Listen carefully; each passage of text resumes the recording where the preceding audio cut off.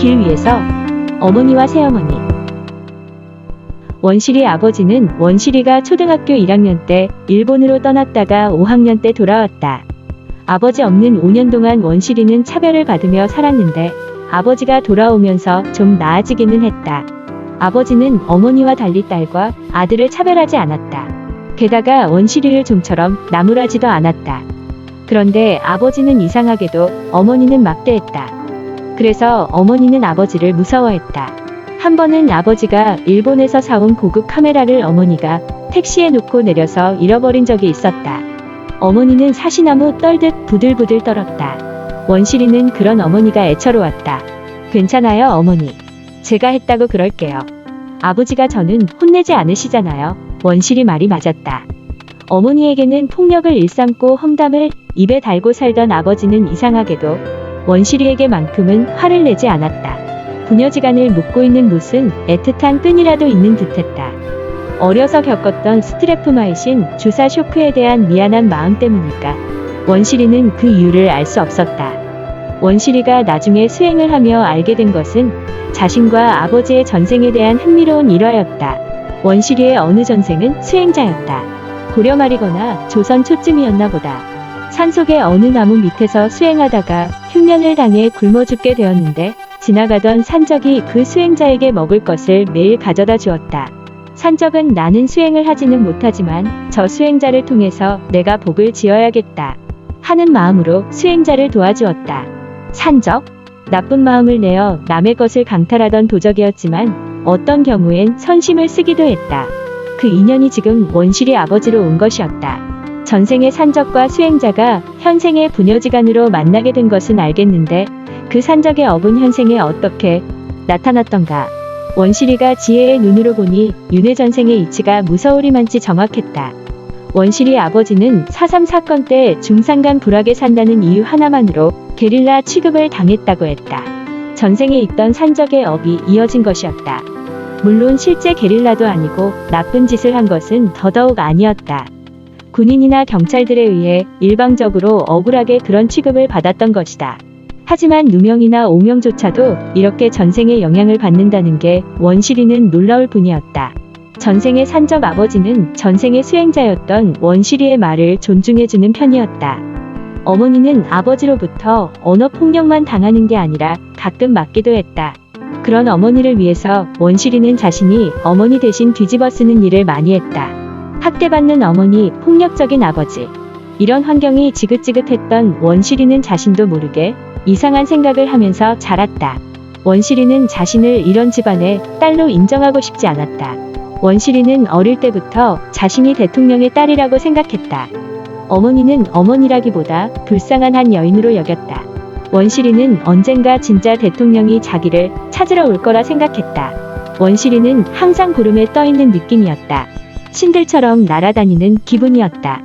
아버지의 언어폭력과 가정폭력에 시달리는 소녀였지만 가슴 깊은 곳에서는 멋지고 존경스러운 아버지가 늘 웃고 계셨다. 그 인자한 웃음이 원실이의 마음과 연결되어 있었다.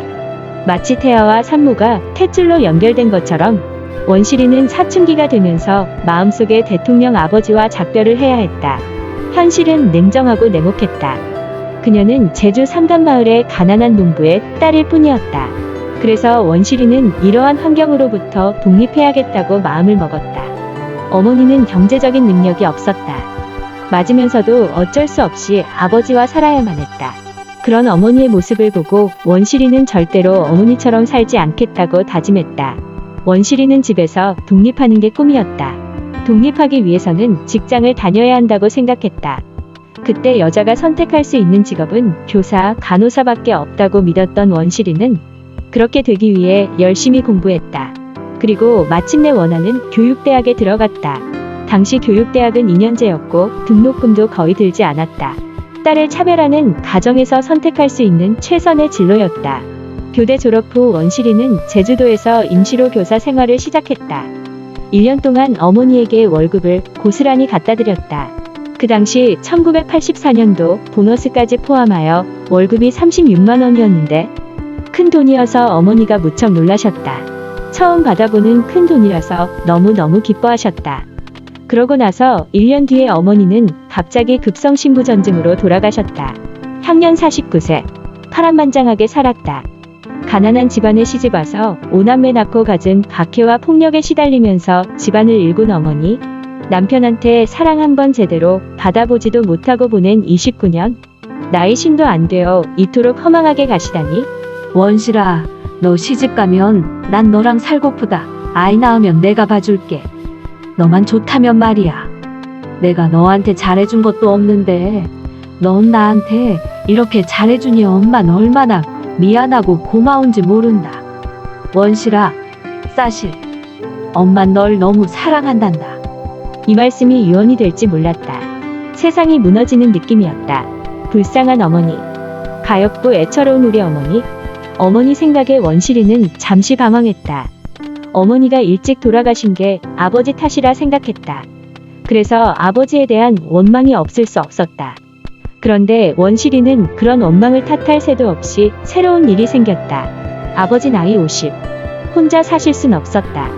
어머니가 돌아가시고 1년 후에 새어머니가 들어온 것이다. 새어머니는 친어머니와 달리 성격도 괴탁했다.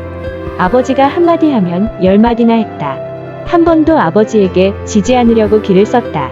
아버지가 친어머니에게 했던 것처럼 악담을 하면 더 심한 욕설로 반발했다. 콩쥐팥쥐에 나오는 새어머니보다 심하면 심했지 덜하지 않았다. 매일매일 아버지를 들들 볶았다. 입에서 나오는 건 모두 거짓말이었고 욕심도 어마어마했다. 이게 무슨 일인가 싶었다.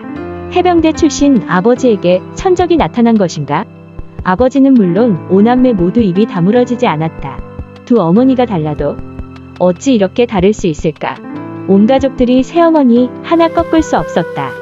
그때부터 아버지는 악처 밑에서 고생을 하게 되었다. 매일매일 계속되는 부부싸움에 아버지는 하루도 편할 날이 없었다. 새어머니는 어떤 핑계를 대서라도 아버지를 들들 볶았다. 놀랍게도 아버지는 꼼짝하지도 못했다. 새어머니는 아버지뿐만 아니라 남동생을 정신적으로 학대했다. 학교에 내야 하는 수학여행비나 월사금을 준다 하면서도 주지 않는 게 대표적인 괴롭힘이었다. 남동생은 원실이와 7살 차가 났고 당시 중학교 2학년이었다. 감수성도 한창 예민하고 반항적인 시기라서 스트레스를 엄청 받았다. 그래도 새어머니는 아무렇지도 않게 자기 하고 싶은 대로 하는 성격이었다. 아버지는 새어머니의 그런 모습을 보고도 아무 말도 못했다. 남동생은 20살이 되면서부터 이상 증상이 나타나기 시작했다. 술을 마시고 크게 취하면 칼을 들고 난리치고 눈에 보이는 대로 때려 부쉈다. 파출소에 전화해서 나 잡아가라고 소리 지르는 일이 비일비재했다. 원실이는 남동생이 사춘기 때부터 새어머니로부터 학대를 받아서 그런 행동을 하는 거라 생각했다. 원실이는 아버지와 동생이 불쌍했다. 우리 집안에 무슨 업이 많아 악처 계모가 들어온 것인지 기가 막힐 뿐이었다. 이분은 우리 집안을 위해 온 분이 아니다. 이분은 우리 집안을 망하게 하기 위해서 벼르고 별러서 온 분이다. 오죽하면 이런 생각이 떠나질 않았을까. 아버지는 원실이에게 전화해서 죽고 싶다고 하소연하곤 했다. 원실이는 아버지를 거들어 새어머니를 비난하려 했지만 그때마다 마음을 크게 고쳐먹고 말했다. 아버지, 옛날에 어머니에게 어떻게 하셨어요? 그때 어머니에게 아버지가 했던 행동 그대로 아버지가 지금 받고 있는 것 아니겠어요? 그때는 살기가 너무 힘들어서 그랬다. 살기 힘들다고 아버지처럼 어머니에게 그렇게 욕하고 때리는 집 많이 못 봤습니다. 그럼 이제 와서 어떻게 하라는 거냐? 새어머니가 욕할 때마다 무조건 잘못했습니다. 잘못했습니다 하시고 또 속으로도 옛날에 어머니에게 했던 거 다 잘못했습니다라고 하세요. 방법이 그것밖에 없네요. 그 뒤부터 아버지는 새어머니가 하자는 대로 다 했다. 아파트 명의를 새어머니로 돌렸고 경제적 권한도 다 넘겨주었고 무조건 원하는 대로 예 하면서 살았다. 인생이란 이토록 묘하다.